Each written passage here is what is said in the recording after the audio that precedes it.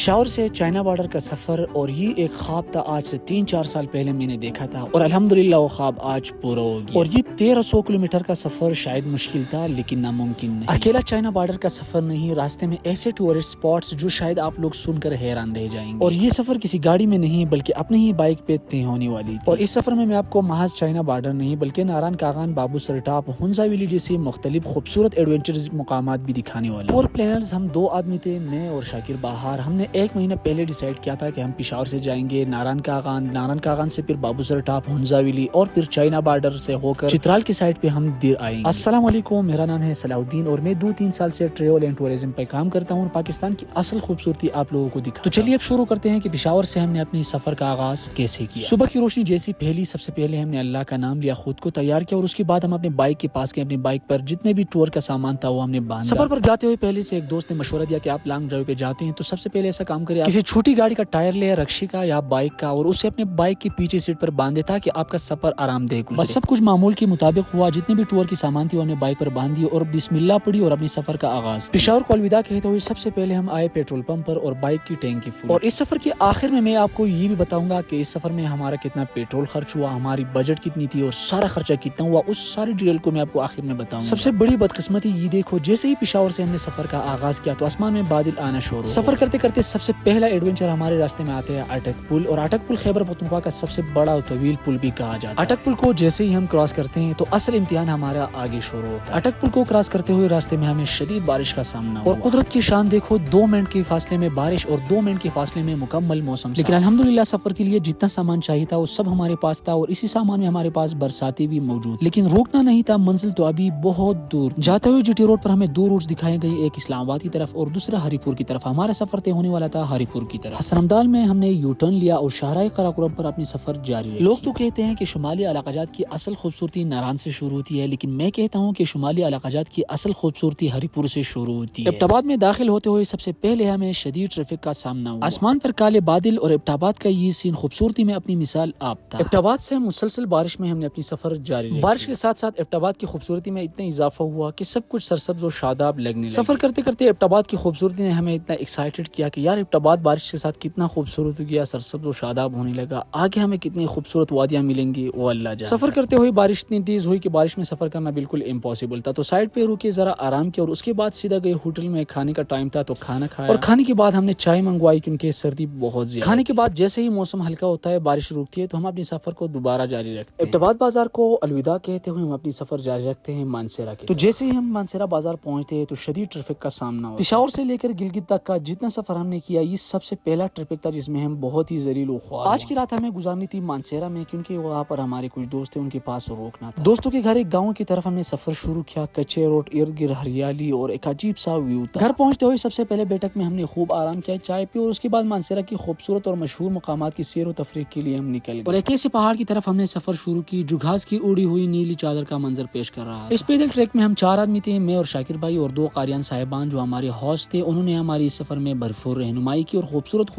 جگہوں کا وزٹ کرا۔ تو جیسے ہی ٹاپ پر پہنچے تو ہرے بھرے پہاڑ، سرسبز وادی اور نیچے پھیلا ہوا مانسیرا کا شہر۔ قدرت کی ان حسین وادیوں کو، سرسبز پہاڑوں کو اور ان میدانوں کو دیکھ کر روح اور بھی خوشی سے سرشار ہو گئی۔ رات ہماری گزرتی ہے مانسیرا میں ان دوستوں کے ساتھ، اور صبح ہم اپنی سفر کو جاری رکھتے ہیں ناران کاغان کی طرف۔ ہماری سفر میں ہمارا سب سے بڑا ڈر تھا موسم کا، کیونکہ بارش میں سفر کرنا بالکل مشکل ہوتا ہے، اور جیسے ہی مانسیرا سے ہم نے سفر کا آغاز کیا تو الحمدللہ آج موسم بہت ہی خوشگوار اور صاف۔ یار کیا ہی بتاؤں، جیسے ہی مانسیرا سے ہم نے ناران کاغان کی طرف اپنا سفر شروع تو ہرے بھرے سرسبز میدانوں نے لمحہ بلمحہ روح کو تازگی بخشی۔ 2-3 دن مسلسل بارش کی وجہ سے لوگوں نے ہمیں بہت ڈرایا کہ جگہ جگہ پہ سلائیڈنگ ہوئی ہے، آپ اپنی سفر کو جاری نہیں رکھ سکتے، لیکن ہم روکنے والے کہیں تھے، جذباتی تھے، تو ہم نے اپنی سفر جاری رکھی چاہے کچھ بھی ہو جائے۔ بارش کے ساتھ ہر درخت اور ہر پہاڑ کی خوبصورتی میں اتنا اضافہ ہوا تھا، وہ خوبصورتی میں الفاظوں میں بیان نہیں کر سکتا۔ رات کے وقت مسلسل بارش ہوئی اور صبح دھوپ نے ہر پہاڑ کو اتنا خوبصورت بنا دیا جیسے ہی دلہن تیار ہوتی ہے۔ تو دوستوں، الفاظ ہزاروں کے اور ٹائم 1 منٹ کا بھی نہیں۔ ان حسین وادیوں سے گزرتے ہوئے ہم پہنچتے ہیں کاغان بازار۔ کاغان بازار پہنچتے ہوئے ہمارے بائک میں کوئی فالٹ آ گیا تھا، تو سیدھا ہم گئی میکینک کے پاس، اور ابھی ہم بائک کو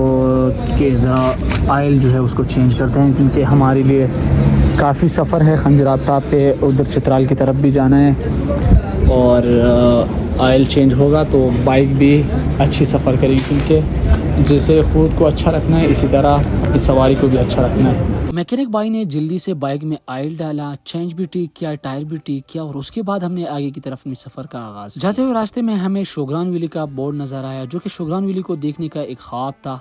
तो हमने सोचा कि सीधा जाते हैं शोगरान वैली। शोगरान वैली का रास्ता नारान और कागान के बीच में जो रास्ता है उसके राइट साइड पे जाता है और तकरीबन 6 किलोमीटर रास्ता है शोगरान वैली तक। तो जैसे ही मानसेरा से हमने अपनी सफर का आगाज किया है तो रास्ते पे सारे हरे भरे और नीले पहाड़ नजर आ रहे हैं। ये वो रास्ता है, एक नारान की तरफ जाता है और एक शोगरान सिर पाए की तरफ जाता है। तो अभी हम जाएंगे शोगरान वैली की तरफ, अपनी सफर का आगाज करेंगे, शोगरान तक जाएंगे और उसके बाद हम जाएंगे नारान। जैसे आप शाहराह कराकोरम से शोगरान वैली तक का सफर जारी रखते हैं तो रास्ता मुकम्मल ठीक है, लेकिन चढ़ाई अब बहुत ज्यादा है, ड्राइविंग बहुत ही एहतियात से करनी पड़ती। जाते हुए रास्ते में एक वाकया भी पेश आया था और इसी चढ़ाई की वजह से ये वाकया पेश आया था, क्योंकि ऊपर से जब गाड़ी नीचे उतरती है तो बिल्कुल ब्रेक गर्म हो जाते हैं और उसकी वजह से खतरा ये होता है कि गाड़ी आग भी ले सकती है। जैसे आप देख सकते हैं ये गाड़ी ने इसी वजह से आग ली है और मुकम्मल जलकर राख हो। कराकोरम हाईवे से जब आप शोगरान वैली की तरफ अपनी सफर का आगाज करते हैं तो ये मुकम्मल चढ़ाई है, मतलब ये कि गाड़ी फर्स्ट और सेकंड गियर के अलावा बिल्कुल इस चढ़ाई को क्रॉस नहीं कर सकती। तो इस खतरनाक रूट को पार करते हुए पहुंचते हैं हम इस जगह पर। यहाँ पर वेलकम टू शोगरान बोर्ड हमें नजर आया और इसके आगे पेंग पार्क भी मौजूद है और शोगरान वैली के अलावा यहाँ पर 2 वैलीज जो बिल्कुल शोगरान वैली के साथ टच हैं। एक का नाम है मेरे ख्याल में सरे और दूसरे का नाम है पाए। अभी नाम का मुझे कम्प्लीटली पता नहीं कि ये नाम ठीक है या गलत, बट कि ये 2 एक ऐसी वादियां हैं जो शोगरान वैली को बिल्कुल टच करती है। तो बिलाखिर हम पहुंचते हैं शोगरान वैली और सरे पाए जो 2 वैलीज हैं वो भी इनके साथ टच है। उनका जो सड़क है वो बहुत ही खतरनाक है, जीप के अलावा और कोई गाड़ी उन सड़क पर नहीं जा सकती, इसलिए तो ज्यादा लोग यहाँ पर रुकते हैं और इस नजारों को एंजॉय करते हैं। शोगरान वैली और इसकी खूबसूरत मेडो, इतनी जबरदस्त मेडो है, अगर आप नारायण कागान आते हैं और आपको आते हुए रास्ते में शोगरान वैली आप मिस करते हैं तो आपका ट्रिप बिल्कुल अधूरा है। शोगरान वैली की इस खूबसूरत मेडोज को एंजॉय करते हुए, इनके खूबसूरत नजारों को देखते हुए फिर से हम उतरते हैं शाहराह कराकोरम की तरफ और अपनी सफर जारी रखते हैं नारायण की। यहाँ से तकरीबन नारायण की तरफ आपको 1.5 घंटा सफर में लग सकता है अगर आप सही तरीके से ड्राइविंग करते हैं। दूसरी कमाल की बात यह है कि शाहराह कराकोरम हसरमदाल से शुरू होती है और चाइना बॉर्डर तक ऐसी बनाई है कि सफर करते हुए आप लोगों को मजा आएगा। सफर करते हुए रास्ते पे रोटी का टाइम आते हैं तो यहाँ पर हम रुकते हैं, रोटी खाते हैं और चाय को एंजॉय करते हैं और उसके बाद फिर से अपनी सफर को नारायण की तरफ जारी रखते हैं। सफर करते हुए रास्ते में हम इस टनल को क्रॉस करते हैं और कराकोरम हाईवे पर जब आप चाइना बॉर्डर तक सफर करेंगे तो इस तरह बहुत सारे टनल आप लोगों को रास्ते में आएंगे, तकरीबन 1-1 किलोमीटर 2 किलोमीटर के टनल्स भी इसमें मौजूद है। और सफर करते हुए जैसे आप पलद्रा के करीब होंगे तो रास्ते में आप लोगों को